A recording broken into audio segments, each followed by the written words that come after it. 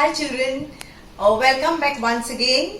Today we are going to lesson number 8, that is the eastern states of the northern plains. Now we have seen northern plains, we have seen the western states, and today we are going to study the eastern states of the northern plains. Now the key concepts for these are the same as usual: languages, occupation, dress, food, culture, handicrafts and places of tourist interest.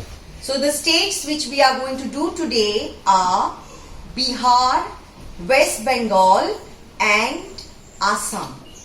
So we go to the next slide, that is we are going to do the first state, that is Bihar. So I told you that we are going to do Bihar. My first video will be only Bihar. Yes? Okay, the capital is Patna. The languages spoken are Hindi and Urdu and Bhojpuri. Now Bhojpuri is a local language of the people of Bihar. A lot of people speak Bhojpuri. Now a lot of films are also made in Bhojpuri. Like how we have the Bollywood children, a lot of films are made in this language, Bhojpuri. The rivers are Ganga and the tributaries of the river Ganga, Kosi, Gandak, and both these tributaries join Ganga. Now the Kosi and Gandak, they join Ganga, and that is why a lot of floods take place in Bihar. Because in Bihar, first of all, it rains very heavily, and because of these two rivers joining, the two tributaries joining river Ganga, a lot of floods take place in Bihar. This year also Bihar was flooded. Okay, so you can have a look at the picture. Next one, see children how badly Bihar was flooded. You can literally see people in water and it is completely waterlogged. Yes? Okay. Next we go to the crops. Now the occupation is farming. Okay. So since it is farming, the crops which are grown there are rice, jute and sugarcane. Now we have all seen the pictures of rice. Now today you can see the picture of jute, children. How jute is made or how jute is grown and then it is dried up and it is used. Next picture shows you sugarcane. So we'll all love sugarcane juice. It is very good for us, especially during the summer month. So that is sugarcane. So these are the cash crops of Bihar. That is jute and sugarcane. Many items or articles are made out of jute as well as sugarcane. Next, now fruits, the lychees. Now children, you all must have tasted lychees. Yes, you can look at the picture there.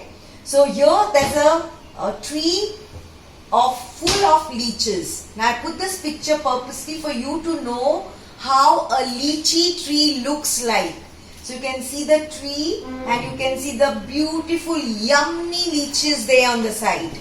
So you know how to, you have to peel them and then you have to eat those lychees. So the famous fruit of Bihar is lychees. Occupation is farming, I told you. So you can see these women, they are so hard working, they are doing farming, and because of their hard work, we can easily eat a lot of crops or eat a lot of rice. Next, festivals. Now festivals, the main festival here in Bihar is the Chhath Puja. Chhath Puja means the women in Bihar, they worship the sun god. That is, they worship Surya. Surya is the sun god. So you can see these people with a thali in their hand. So there are fruits, there is a diya, there are flowers, and they are worshipping the sun god. So that is called the Chhath Puja. Clear? Okay. Next festival, Holi, festival of colors. Now, Ramnami, that is the birthday of Lord Rama. So, birthday of Lord Rama is celebrated as Ramnami. So, on that day, Rama is put into a cradle in all the temples by the women folk, and a lot of bhajans, a lot of songs are sung, and a lot of activities take place in the temple. Next is the Eid. You can see the picture of the Eid. So that is celebrated by the Muslim brothers of Bihar. Now this is a very important bridge in Bihar, which is called the Mahatma Gandhi Setu. Setu means a bridge, and which is built across the river Ganga. So you can have a look at the bridge. That is Mahatma Gandhi Setu. It is named after the father of the nation. Now Patna. Now Patna is the capital of Bihar, which is situated on the banks of river Ganga. So it is on the banks of river Ganga, and two tributaries join the Ganga. I told you which are the two tributaries. The two tributaries are Kosi and Gandak. Now these rivers bring a lot of silt. Now you know what is silt. Silt is just mud, rocks, pebbles, which makes the soil very fertile. The rivers bring along with them a lot of silt and make the land fertile to grow crops. So a lot of crops are grown on this fertile land. Dress. The men wear the dhoti and the kurta, and you can even see a man taking a upparni or a dupatta. It's not a dupatta, it's called a upparni. Okay. And women wear the beautiful sari. But they wear the sari not in the Maharashtrian style like how your mummies wear, but it is a little bit different. So you can see it is a little bit of Gujarati style with the pallu. So this is the traditional attire of Bihar. Next, food. Now food, the famous food here is litti choka. It is baked balls of wheat flour. Now we know what is wheat flour.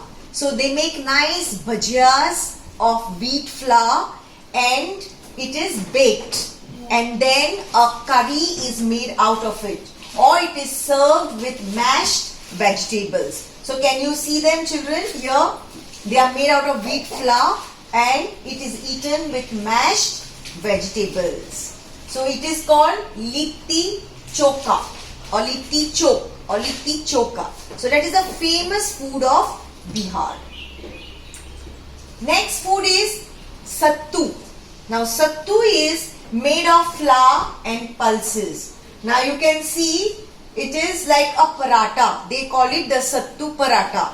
That is made out of flour and pulses. So any flour, it could be besan, wheat, gram flour, and it is served with chutney also. And it is made out, even they use different types of pulses, like they use kidney beans and they make powder out of it, and then the sattu is prepared. Is it clear? Next, sweet dish, wow, is the kala jamun. You must have tasted the kala jamun in Goa. And the next is malpua. Now the famous here is the malpua, which is a very, very special sweet dish of the people of Bihar. So they enjoy these two sweet dishes. Now this kala jamun is available in Goa, but malpua is available at certain sweet shops. Okay, not everywhere. Next, handicrafts. Now Bihar is very famous for the Madhubani paintings, children. These are hand painted and these paintings are very, very expensive. So the artisans, they sit down and they paint this. So any sari which is a Madhubani sari is very expensive, or a wall hanging or a painting which shows their the artist shows his skill. So that is a skill based painting, and it is called the Madhubani painting. Now in the first Madhubani painting you can see Radha, and in the second you can see Krishna and Radha. The paintings are depicting Krishna and Radha. Is this clear? Okay. Next, important handicraft is the tussar silk. Now, many of us, we love to wear sarees, or many of your mothers also must be wearing sarees. So, the tussar silk or the Bhagalpur silk, it is called, comes from Bihar. And children, this is hand woven. The silk or the sari is hand woven, and so they are very expensive saris. Okay. There's another picture of a tussar silk sari. Here. Places of tourist interest. Now the first place is Bodh Gaya. So Bodh Gaya is the place where Lord Buddha lived and preached. So have you all heard about Gautam Buddha? Okay, yes. He is the person, he was a great king, and his name was Siddhartha. After looking or seeing a beggar on the road, he changed his full life and he gave up his princely life and went and lived in the forest. So I'm just telling you in short. And later he got enlightened. Understood? After a penance of many years, he got enlightened, and this is the place Bodh Gaya where he lived and he preached Buddhism to other people. Now Bodh Gaya is a place of pilgrimage, means people visit this, it's a holy place. Okay. Buddha attained enlightenment beneath a sacred Bodhi tree. So he got enlightened here sitting under a Bodhi tree, and that is why the name Bodh Gaya. Okay. Now UNESCO, that is the World Organization, has declared Bodh Gaya as a World Heritage Site like the Taj Mahal. So this organization UNESCO looks after this site. Okay, is this clear? Next, so you can have a look at the statue of Buddha, and this is the Bodhi tree under which Buddha got enlightened.